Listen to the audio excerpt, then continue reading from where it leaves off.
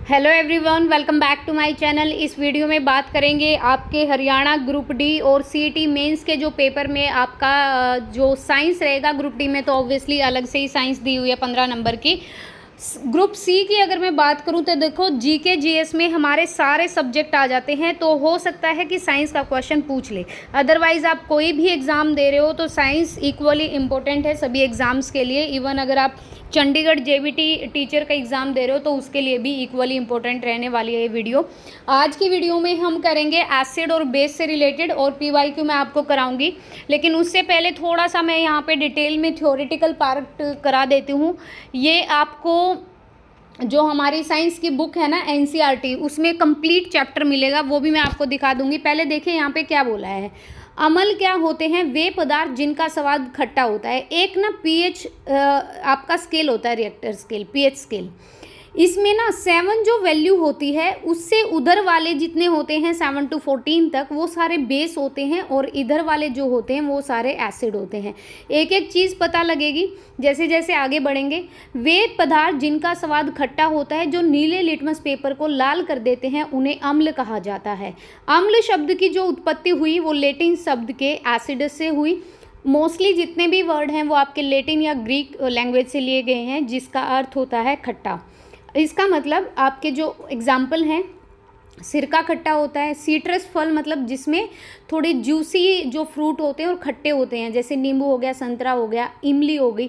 तो ये भी ध्यान रखिएगा, इनमें सिट्रस एसिड होता है। बाकी मैं आपको बताती चलूँगी।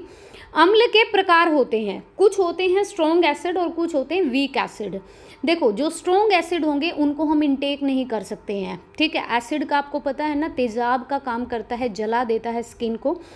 वे अम्ल जो जल में पूरी तरह से वियोजित हो जाते हैं उनको प्रबल अम्ल कहते हैं। हाइड्रोक्लोराइड ये हमारे पेट में भी तो पाया जाता है, 1.5 pH होता है इसका। H2SO4 और HNO3 जो हमारा ये नाइट्रेट होता है। हाइड्रोक्लोराइड, H2SO4 और HNO3, इनको याद रखना। और इसको किंग ऑफ द एसिड, इसको क्वीन ऑफ द एसिड भी बोला जाता है। दुर्बल अम्ल क्या होते हैं? वे अम्ल जल में जो पूरी तरह से वियोजित नहीं हो पाते उनको दुर्बल अम्ल कहते हैं। जैसे लैक्टिक अम्ल हो गया हमारा, और CH3COOH हो गया। ये सारी चीज़ें पता चलेंगी, सो डोंट वरी। सांद्र अम्ल होते हैं जिसमें अम्ल अधिक मात्रा में होते हैं जबकि जल कम मात्रा में होता है। और तनु अम्ल होते हैं जिनमें अम्ल अल्प मात्रा में होता है जबकि जल ज़्यादा मात्रा में होता है। अम्लों के कुछ प्रॉपर्टीज़ होती हैं। सबसे पहले स्वाद में खट्टे होंगे और जल में विलय हो जाएंगे, घुलनशील होंगे। नीले लिटमस पेपर को लाल कर देंगे, ये ध्यान रखिएगा। ये अनिल से याद रख सकते हैं आप कि अम्ल नीले को लाल कर देगा। अम्ल मतलब एसिड, N से नीला और L से लाल। अम्ल की जो प्रकृति होती है वो कोरहेसिव होती है, मतलब ये नेचर के साथ वर्क करते हैं। ये गैसेस के साथ क्या करते हैं? रिएक्शन करते हैं। इनकी क्रिया से कपड़ा, लकड़ी, कागज, त्वचा आदि नष्ट हो जाते हैं। कभी आपने देखा होगा कि अगर हम साइंस लैब में कोई भी केमिकल रिएक्शन बना रहे हैं और गलती से अगर स्किन पर लग गया तो वो जल जाती है स्किन, अगर जो बहुत ही स्ट्रॉन्ग एसिड होते हैं। अम्लों के कुछ प्रॉपर्टीज़ होती हैं, केमिकल प्रॉपर्टीज़। एक तो ये धातु के साथ अभिक्रिया करेंगे, रिएक्शन विद मेटल। अगर आप तांबे की धातु के साथ, मतलब तांबे के बर्तन के साथ, स्टील के बर्तन के साथ उस पर एसिड लगा के देख लिए, वहाँ से वाइट वाइट सा हो जाएगा। अम्ल विभिन्न सक्रिय धातु जैसे जिंक रिएक्टिव होती है मेटल, सोडियम रिएक्टिव मेटल है, मैग्नीशियम ये रिएक्टिव मेटल है।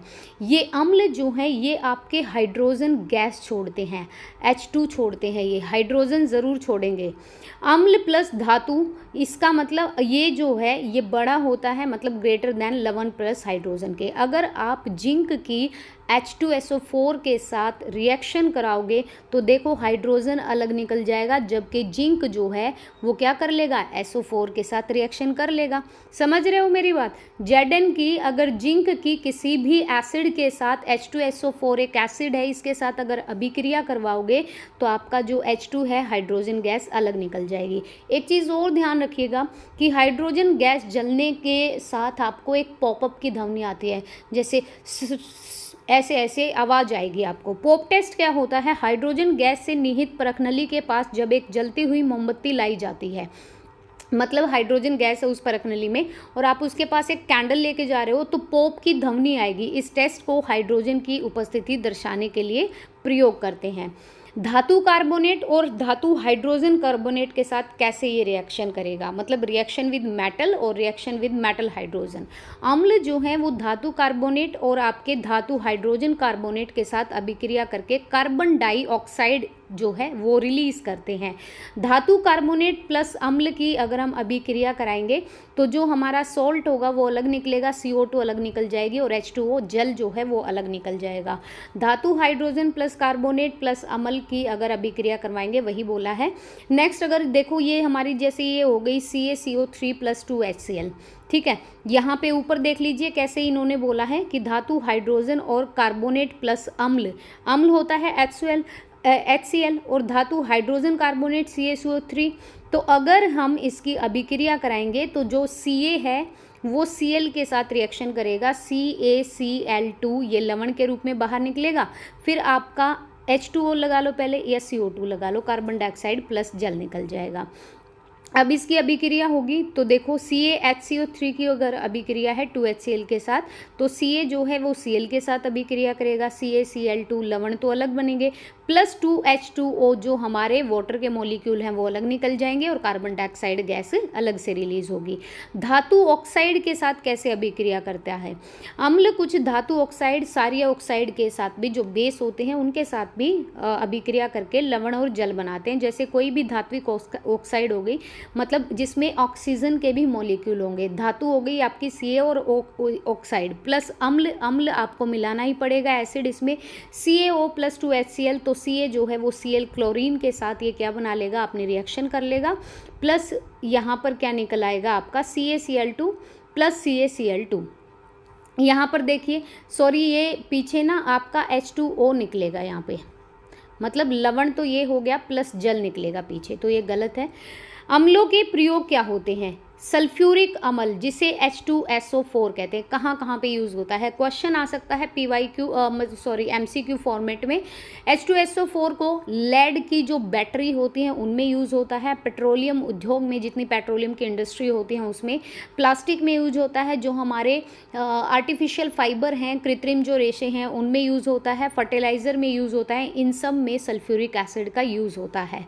नाइट्रिक अम्ल क्या होता है, नाइट्रिक अम्ल जो होता है वो सोने और चांदी के शोधन में, जैसे बोलते हैं ना कि हम आपकी मतलब सोने की चेन को बिल्कुल चमकदार बना देंगे, उसमें नाइट्रिक अम्ल होता है, एसिड होता है। उर्वरक में, फर्टिलाइज़र में, आपकी मेडिसिन में, कोई भी अगर आपको विस्फोटक बनाना है, कोई भी अगर ऐसा मतलब न्यूक्लियर तो मैं नहीं कहूँगी, विस्फोटक अगर कोई भी बनाना है आपको बॉम्ब से रिलेटेड, तो उसमें नाइट्रिक अम्ल का काम यूज़ होता है। नाइट्रिक अम्ल को शोरे का अम्ल कहा जाता है क्योंकि इसे KNO3 से बनाया जाता है, ये ध्यान रखिएगा आप। इसका दूसरा नाम है शोरे का अम्ल। शार्क क्या होते हैं, बेस क्या होते हैं, देखो वो खट्टे होते हैं अम्ल खाने में, इनका थोड़ा सा कड़वा स्वाद होता है, जो लाल लिटमस को क्या कर देगा, नीला कर देगा। वो हमने अनिल से याद किया था, ये हमारे शार्क हैं, तो आप इसको लाल लिटमस को क्या कर सकते हो, नीला कर सकते हो, BLN। अनिल याद रख लेना, ये ऑटोमेटिक इन्वर्स होता है उसका, तो याद रह जाएगा। शार्क कहलाते हैं साबुन। एक बात हमेशा याद रखिएगा कि शार्क वो चीज़ें होती हैं जिनको टच करने पर सोपी फीलिंग होती है, मतलब हाथ चिपचिपे हो जाते हैं या ऐसा लगता है कि हाथों में साबुन रह गया है। ये जल में घुलनशील होते हैं, एल्कलाई होते हैं। सभी शार्क होते हैं किंतु सभी शार्क नहीं होते। क्या कहा है कि आयन के आधार पर शार्क को 2 भागों में बांटा गया है। आयन आपके कैटायन और एनायन आपको पता भी होगा, एक पे पॉजिटिव साइन और एक पे नेगेटिव साइन। प्रबल शार्क कौन से होते हैं, वे शार्क जो जल में पूरी तरह से घुलकर हाइड्रो ऑक्साइड आयन हमें देते हैं। उसमें क्या निकली थी आपकी H2O वाटर निकल रहा था, आपका लवण बन रहा था, कार्बन डाइऑक्साइड निकल रही थी, पॉपअप की आवाज़ आ रही थी। इसमें आपके आयन बनेंगे, वे प्रबल शार्क होते हैं, जैसे KOH हो गया, NaOH हो गया, BaOH2 हो गया, ये हमारे स्ट्रॉन्ग बेस होते हैं। दुर्बल जो शार्क होते हैं, वीक बेस जो होते हैं, ये जल में पूरी तरह से विलय नहीं होते, जैसे AlOH3 हो गया। ठीक है। एल्युमिनियम हाइड्रोक्साइड NH4OH हो गया, ये हमारे दुर्बल क्षारक हैं। क्षारकों के कुछ गुण होते हैं, जैसे एक तो ये स्वाद में तीखे और कड़वे होते हैं, लाल लिटमस को नीला कर देते हैं, क्षारक स्पर्श करने पर साबुन के समान हमें लगते हैं, चीकने हैं।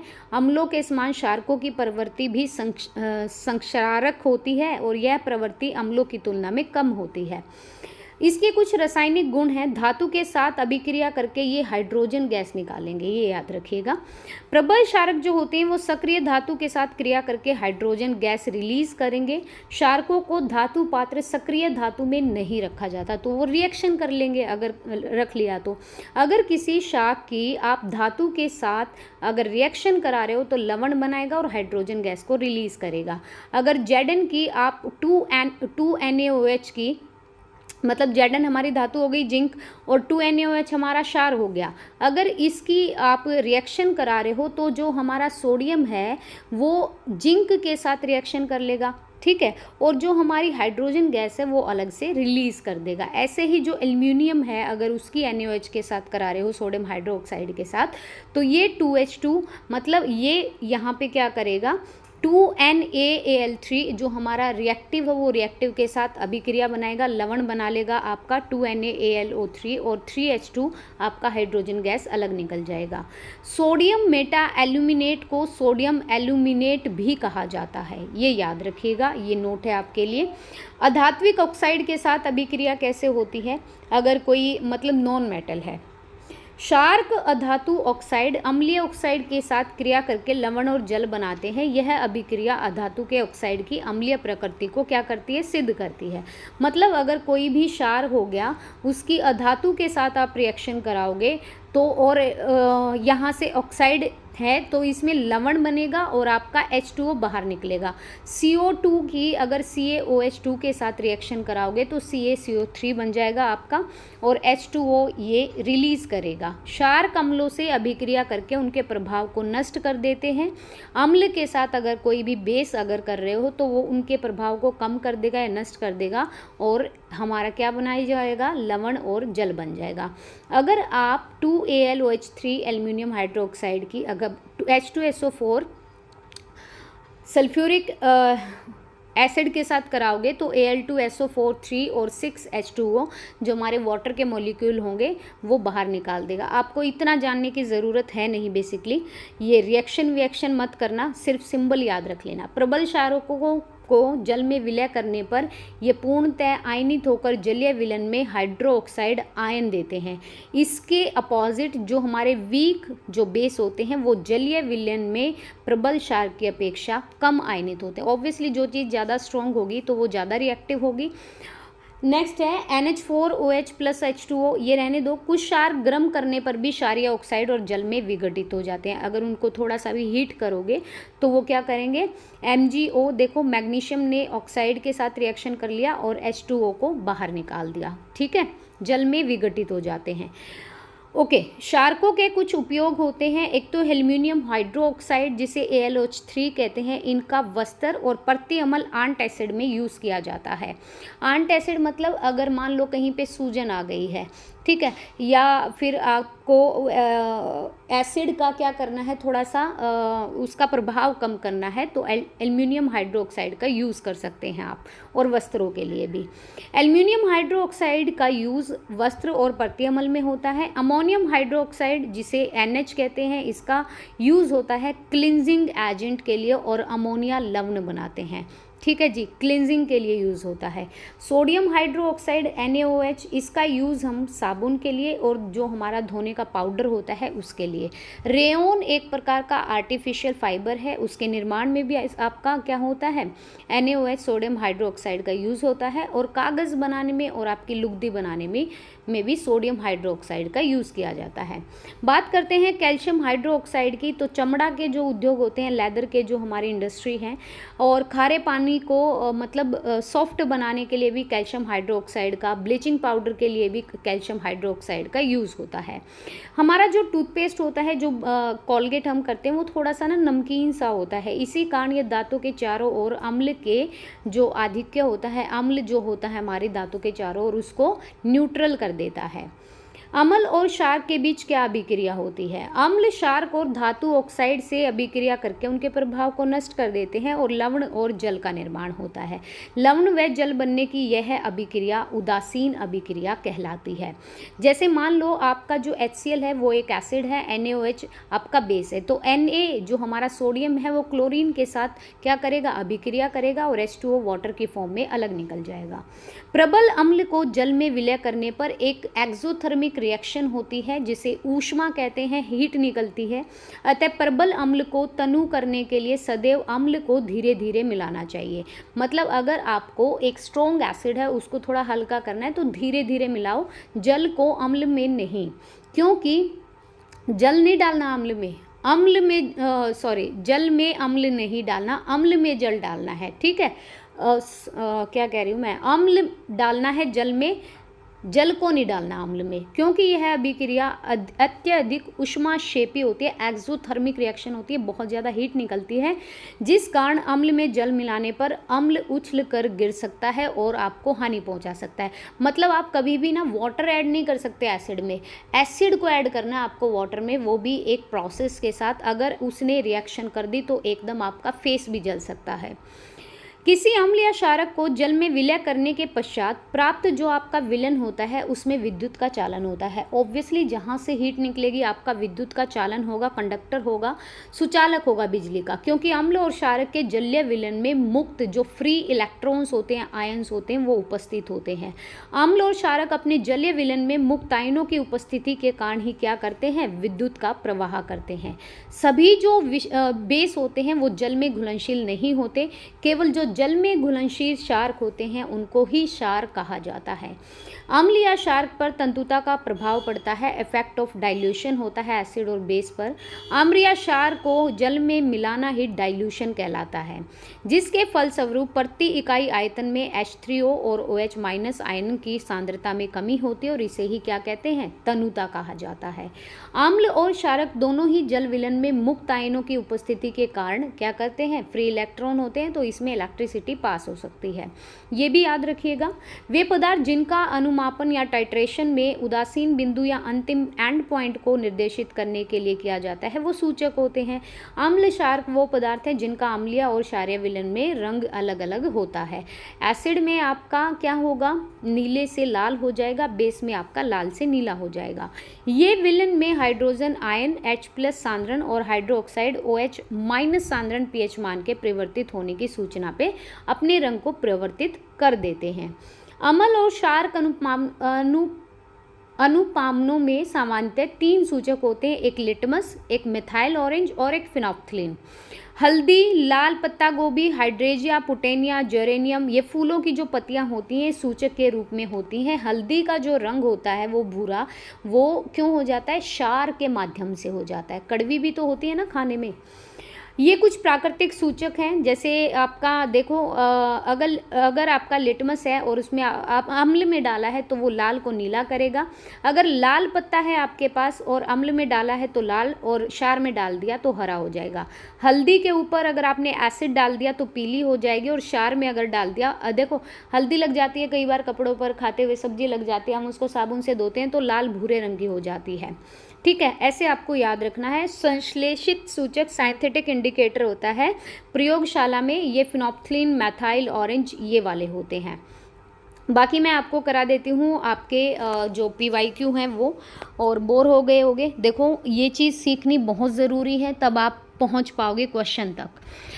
विशिष्ट गंध द्वारा अम्ल और क्षार को पहचानने में प्रयुक्त होने वाले जो सूचक गंध युक्त होते हैं उन्हें सूचक कहलाते हैं। इनकी गंध अम्लीय और क्षारीय माध्यम से होती है, जैसे वनीला है, प्याज है, लौंग है। और यूनिवर्सल इंडिकेटर होते हैं कि मतलब विभिन्न प्रकार के सूचकों को एक दूसरे में मिलाकर एक मिश्रण बनाया जाता है जो कि हाइड्रोजन आयन की सांद्रता के अलग अलग रंग प्रदर्शित करता है। इन्हें ही यूनिवर्सल इंडिकेटर कहते हैं। अगर जीवित प्राणी का केवल पीएच पराशर में ही जीवित रह सकते हैं। हमारा शरीर 7.0 से 7.8 पीएच परास के बीच काम करता है, ये याद रखिएगा ह्यूमन बॉडी। जब नदी के जल का पीएच अम्लीय वर्षा के कारण 5.6 से कम हो जाता है, तो देखो आपसे पूछा जा सकता है कि अम्ल वर्षा का पीएच कितना होता है, तो 5.6 होता है। डाइल्यूट वाटर जो होता है, प्योर वाटर होता है, उसका 7.4 होता है। एग्जैक्ट तो 7 ही होता है, और जो हमारा पीने लायक जो पानी होता है उसका 7.4 होता है। ऐसे ही हमारे ब्लड का होता है, ब्लड में भी थोड़ा सा हल्का सा 7.4 7.5 इतना रहता है। मृदा का अगर पीएच की बात करें, अगर मृदा पीएच 7 के निकट है तो वो सर्वप्रथम मिट्टी की प्रकृति जानने के लिए पीएच का परीक्षण करते हैं और इसके बाद फसल उगाते हैं। ठीक है, कई मृदा ऐसी होती है ना, क्षारीय होती हैं, वाइट वाइट जम जाता है उनके ऊपर, तो वो वाली चीज़ भी है। हमारे जो पेट में पाया जाता है HCl हाइड्रोक्लोराइड, जो कि हमारे डाइजेशन में हेल्प करता है। ये अपच की स्थिति में उधर अधिक मात्रा में अम्ल, जब आपको ना क्या हो जाता है, अपच हो जाती है, मतलब गैस बन जाती है, क्योंकि हाइड्रोक्लोराइड थोड़ा ज़्यादा वहाँ पे क्या हो गया, रिलीज़ हो गया है, जिसके कारण पेट में दर्द और जलन होता है। इसकी बिगड़ी हुई परिसर को सही करने के लिए हम क्या करते हैं, मिल्क ऑफ मैग्नीशिया से बनी हुई जो भी मेडिसिन होते हैं, मैग्नीशियम हाइड्रोक्साइड, इसको हम औषधि के रूप में लेते हैं। ठीक है जी, आगे ये वही है, अगेन वही स्लाइड आ गई है। तो ये मैंने आपको थोड़ा सा थ्योरेटिकल वे में बताया है। एनसीईआरटी का चैप्टर कहोगे तो वो भी मैं करा दूंगी। अब चलते हैं पीवाईक्यू पर। हाँ जी, अब आते हैं आपके क्वेश्चन। मानव रुधिर का पीएच, मतलब हमारा जो ब्लड होता है उसका पीएच ये होता है 7.4, तो थोड़ा सा बेसिक टाइप में होता है, और इसका अगर एग्जैक्ट हम माने तो 7.35 से 7.45 है, तो आप 7.4 लगा के आ सकते हैं। 7.5 दिया है तो वो भी एग्जैक्ट रहेगा, सही रहेगा। जल की स्थायी कठोरता जो होती है उसका कारण, और उसमें क्या होता है, तो उसमें कैल्शियम सल्फेट होता है, क्योंकि अगर कोई हार्ड वाटर है तो वो कैल्शियम सल्फेट के कारण है। जल में अशुद्धियों की उपस्थिति के कारण उनके गुणों में परिवर्तन आता है। कठोरता दो तरह की होती है, एक होती है परमानेंट हार्डनेस और एक होती है टेम्पोरेरी। अगर परमानेंट हार्डनेस है तो उसको आप कैल्शियम कार्बोनेट सल्फेट की उपस्थिति है उसमें, इसीलिए है। और अगर टेम्पोरेरी है तो उसमें कैल्शियम और बाइकार्बोनेट है। ध्यान रखिएगा, कैल्शियम कार्बोनेट है तो परमानेंट हार्ड है, और कैल्शियम और बाइकार्बोनेट है तो आपका क्या है यहाँ पे, सॉरी वो फ़ोन आया था बीच में, पार्सल आया हुआ था इसीलिए, और जाना था ज़रूरी। अब देखिए, अगर टेम्पोरेरी हार्डनेस है ना तो कैल्शियम और बाइकार्बोनेट होगा, और वो उबालने से ख़त्म हो जाती है। लेकिन अगर हाँ टेम्पोरेरी, अगर आपकी परमानेंट है ना तो वो फिर ख़त्म नहीं होगी आपकी। कई जगह आपने देखा होगा, कई एरियाज़ में ऐसा होता है कि भाई वहाँ का पानी सही नहीं होता। अगर आप कपड़े धोते हो तो झाग नहीं बनते, मतलब बेस के साथ रिएक्शन नहीं हो पाती उसकी, मतलब वो बेस जो है वो उस जल को क्या होता है, जल का घनत्व नहीं कहूँगी, हार्डनेस ज़्यादा हो जाती है, इसीलिए वो विलय नहीं हो पाते। टमाटर में कौन सा एसिड होता है ये आपको पता होना चाहिए। देखिए, टमाटर में होता है ऑक्सैलिक एसिड। टार्ट्रिक एसिड होता है आपका अंगूर में, आई थे इमली में, और फॉर्मिक एसिड होता है आपका चींटी के डंक में। ऊपर दिए भी होंगे ये चीज़ें। हाँ, ऑक्सैलिक एसिड होता है। आप मेरे को 5 मिनट दीजिए, थोड़ा सा रिलैक्स हो जाती हूँ मैं।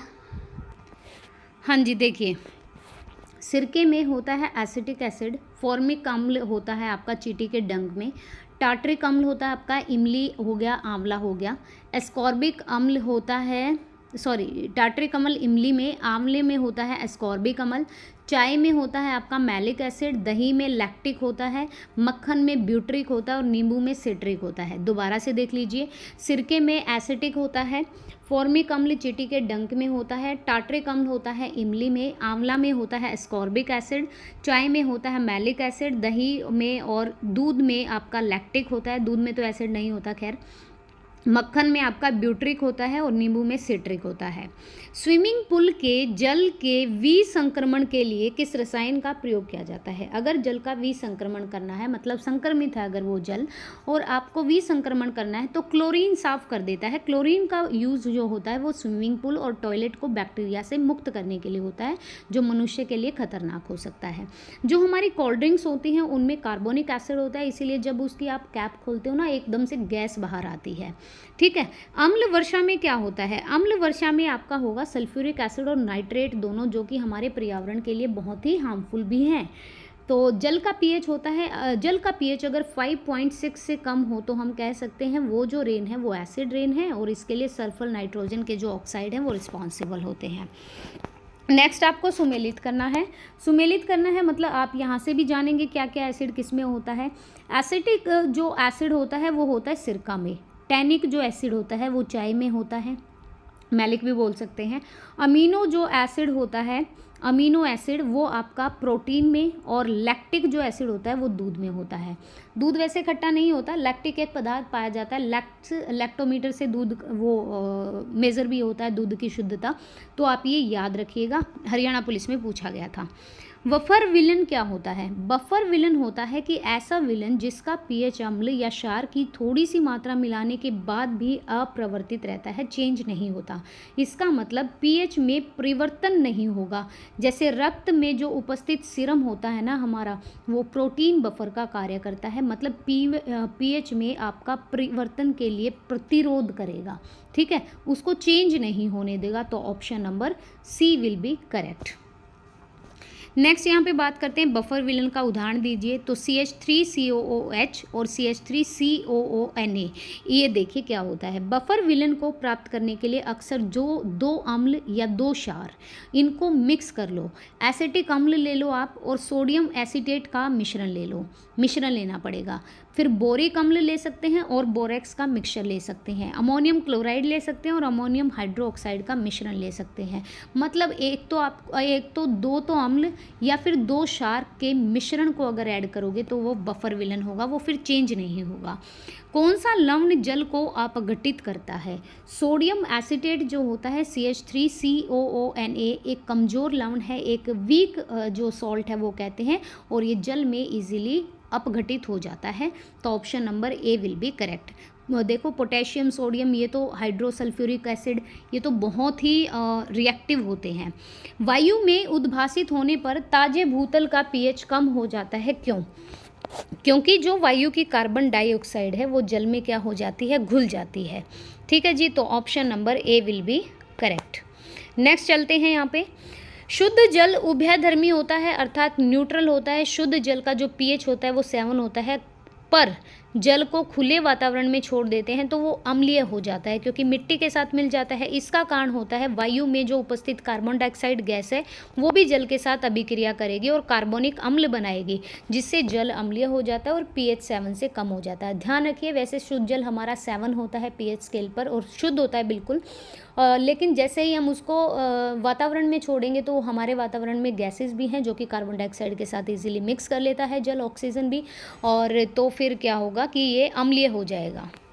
साबुनीकरण के पश्चात विलयन से साबुन को अलग करने के लिए साधारण नमक किस प्रकार सहायक होता है? साबुन की अगर घुलनशीलता कम करनी है आपको, ए ऑप्शन, मतलब साबुनीकरण हो गया है, उसके पश्चात विलयन से आपको क्या करना है, साबुन को अलग करना है, तो साधारण नमक डाल दीजिए। कैसे? साबुन बनाने की जो प्रक्रिया होती है उसे स्पॉनिफिकेशन कहा जाता है, साबुनीकरण कहा जाता है। इस क्रिया में साबुन को विलयन से अलग करने के लिए नमक डाला जाता है, क्योंकि नमक जो है वो साबुन की घुलनशीलता को क्या कर देगा, आपका घुलनशीलता कम करके साबुन को डिफरेंट कर देगा, अलग अलग कर देगा। जल ना तो अम्लीय है और ना ही क्या है, हमारा क्षारीय है, क्योंकि जो जल का जो पीएच होता है ना वो बिल्कुल क्या होता है, हमारा डाइल्यूट होता है, बिल्कुल फिक्स्ड होता है। ये प्रोटॉन ग्रहण अथवा दान नहीं कर सकता, उच्च तापमान पर उबलता है, समान हाइड्रोजन आयन में वियोजित होता है, या इलेक्ट्रॉन को ग्रहण या दान नहीं कर सकता। मैंने वैलेंसी आपका बताया था कि क्या होता है, इलेक्ट्रॉन देना और लेना क्या होता है। ये जो समान हाइड्रोजन आयन है ना, इसमें उसी में क्या हो जाता है, वियोजित हो जाता है। तो हमारा जो जल है वो समान हाइड्रोजन आयन रखेगा, H2O, मतलब जो हमारे ऑक्सीजन के मॉलिक्यूल रखेगा वो H2O से बनता है, हाइड्रोजन का एक मॉलिक्यूल, ऑक्सीजन का 2 मॉलिक्यूल, 2:1 की फॉर्म में हमारा जल बनता है। तो जल ना तो अम्लीय होता है और ना ही क्षारीय होता है, क्योंकि ये समान हाइड्रोजन आयन में वियोजित होता है। ये हमने कल पढ़ा भी था। पानी ना अम्लीय ना क्षारीय, क्योंकि यह हाइड्रोजन आयन के समान संख्याओं में वियोजित हो जाता है। 2 बार क्वेश्चन आया। निम्न पर्यावरण प्रदूषकों में कौन अम्ल की वर्षा कराता है? तो सल्फर डाइऑक्साइड जो है इसकी प्रदूषक है पर्यावरण का, ऑब्वियसली ग्रीन हाउस इफेक्ट में काम करता है और ये अम्लीय वर्षा का एक कारक है। जिस पानी से कैल्शियम बाइकार्बोनेट और मैग्नीशियम बाइकार्बोनेट जैसे खनिजों का उच्चतम स्तर होता है उसे क्या कहते हैं। देखो उसमें कैल्शियम बाइकार्बोनेट भी और मैग्नीशियम भी है, तो वो कैसा जल होगा, कठोर जल होगा। निम्न में कौन सा वातावरणीय प्रदूषक अम्लीय वर्षा पैदा करता है। तो हमें पता है जीवाश्म ईंधनों को जलाने से जो हमारी नाइट्रेट और सल्फ्यूरिक एसिड जो होता है या सल्फेट होता है, उसकी जो निर्मुक्ति होती है, जो प्रदूषण निकलता है, वो हमारे क्या होता है, अम्लीय गैस का कारक होता है।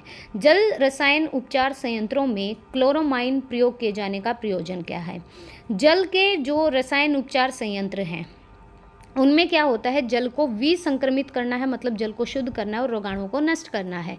तो जो हमारे वाटर ट्रीटमेंट प्लांट होते हैं इनको कीटाणु मुक्त और विसंक्रमित करने के लिए क्लोरामाइन NH2Cl का यूज़ किया जाता है। और कई बार क्लोरीकरण, मतलब जो क्लोरीन होता है वो ऑब्वियसली जल को साफ करता है, लेकिन आपको याद रखना है क्लोरामाइन NH2Cl। जिस अभिक्रिया में जल क्षार के साथ प्रतिक्रिया करके नमक और पानी बनाता है, सॉल्ट और वाटर अलग निकालता है, उस क्रिया को क्या कहा जाता है। जिस अभिक्रिया में अम्ल एसिड की बेस के साथ रिएक्शन कराएंगे, जो आपका सॉल्ट बनेगा वो अलग बनेगा और जो पानी बनेगा वो अलग बनेगा, इसको कहते हैं न्यूट्रलाइजेशन, निष्प्रभावीकरण। मतलब अम्ल और क्षार आपसी अभिक्रिया करते हैं तो उत्पाद के रूप में हमें लवण मिलता है, सॉल्ट मिलता है और जल मिलता है। इसी को उदासीनीकरण कहा जाता है। अगर NaOH एक क्षार है आपका सोडियम हाइड्रोक्साइड, इसकी HCl हाइड्रोक्लोराइड के साथ आप रिएक्शन कराओगे तो जो सोडियम है वो क्लोरीन के साथ रिएक्शन करेगा और H2O की फॉर्म में हमें क्या मिल जाएगा, जल मिल जाएगा और NaCl हमें लवण मिल जाएगा। एथोनिक एसिड का नाम बहुत बार क्वेश्चन पूछा जाता है, एसिटिक एसिड होता है और इसका फॉर्मूला होता है CH3COOH। ठीक है जी।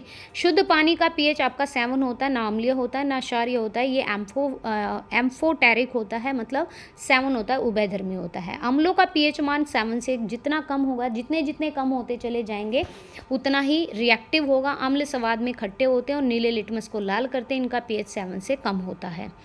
समुद्र के पानी का जो खारापन है, समुद्र के पानी में साधारण नमक सोडियम क्लोराइड की मात्रा से निश्चित होता है। मतलब 1 किलोग्राम, मतलब 1 किलोग्राम जो साधारण नमक है वो सोडियम क्लोराइड की मात्रा से निश्चित होता है, इसीलिए समुद्र का पानी खारा होता है। इसीलिए समुद्र में नहीं डूबते बहुत बार, क्योंकि लवणीय होता है। अम्ल वर्षा मुख्यतः रूप से वातावरण में क्या उत्सर्जित करती है, ये हम सबको पता है, जो आपकी एक तो सल्फर डाइऑक्साइड और एक नाइट्रोजन ऑक्साइड। तो option number A will be correct. कौन सा तत्व अम्लों के लिए समान है। हाइड्रोजन जो है वो सभी अम्ल के साथ समान होता है, क्योंकि इसमें हाइड्रोजन आयन होता है जो जल में अम्ल के घोले जाने पर अलग हो जाता है। अगर जल में अम्ल डाल दिया, जल में डालेंगे एसिड को, एसिड में जल नहीं डालेंगे, ठीक है, तो अलग हो जाता है हाइड्रोजन आयन। नींबू में पाए जाने वाले, नींबू में सिट्रिक एसिड होता है आपका। नरम पानी से कठिन पानी अलग होता है, क्योंकि जो हमारा जो हमारा नॉर्मल वाटर है उससे हार्ड वाटर अलग होता है, क्योंकि यह मार्जक के साथ धीरे से झाग बनाता है। हार्ड वाटर जो है, जो हमारा डिटर्जेंट या साबुन के साथ झाग बहुत धीरे और बहुत कम बनाता है, तो ये मार्जक के साथ धीरे से झाग बनाता है। कठोर जल धीरे धीरे बनाएगा और जो हमारा सॉफ्ट वाटर होता है या मीठा पानी होता है वो जल्दी बनाएगा। डैश प्रयोग के द्वारा किसी भी रसायन का उपयोग किए बिना पानी पीने के योग्य बनाना है, तो इसके लिए हम अल्ट्रा वायलेट जो रेज होते हैं उसका यूज़ करेंगे। अल्ट्रा वायलेट रेज के यूज़ से जल को पीने योग्य बना सकते हैं। इस विधि से बिना किसी केमिकल के ही क्या होता है, हमारा जल शुद्ध हो जाता है। बॉयलर के लिए इस्तेमाल किया जाने वाला पानी का pH लगभग कितना होता है। बॉयलर में हल्का सा क्षारीय जल उपयोग किया जाता है, तो बॉइलिंग के लिए 10.5, ठीक है, हल्का सा क्षारीय। ठंडे देशों में सर्दियों के दौरान बर्फीली सड़कों पर बर्फ़ पिघलाने के लिए उसमें नमक मिलाया जाता है। नमक अलग कर देता है इसको, बर्फ़ को, ठीक है, मतलब बर्फ़ के साथ नमक के साथ पिघल जाएगी। नमक का प्रयोग अक्सर ठंडे प्रदेशों में बर्फ़ पिघलाने में होता है। नमक एक उत्प्रेरक की तरह कार्य करता है और बर्फ़ को पिघलाने के लिए जल का हिमांक जो बिंदु होता है, जो कूलिंग पॉइंट होता है, उसको घटा देता है, जिससे बर्फ़ जो है वो पिघलती है। हाइड्रोक्लोराइड एसिड बहुत ही रिएक्टिव एसिड है। एसिटिक एसिड, नाइट्रिक अम्ल, सल्फ्यूरिक अम्ल। एसिटिक जो अम्ल है वो हमारा दुर्बल है, बाकी सारे हमारे बहुत ही रिएक्टिव एसिड हैं। दुर्बल अम्ल वो होते हैं जो जलीय विलयन में आंशिक रूप से आयनित होते हैं। एसिटिक अम्ल CH3COH, फास्फोरिक अम्ल PO4 और कार्बोनिक अम्ल H2CO3 ये हमारे वीक एसिड होते हैं। विलेन ABCD का मान 3, 4, 6, 8 है, तो सबसे ज़्यादा एसिडिक 3 होगा, क्योंकि सबसे कम जितनी वैल्यू होगी स्केल पर 7 से उतना ही ज़्यादा रिएक्टिव होगा। pH का परास होता है 0 से 14, एसिडिक अम्लीय 7 से कम और क्षारीय 7 से ज़्यादा।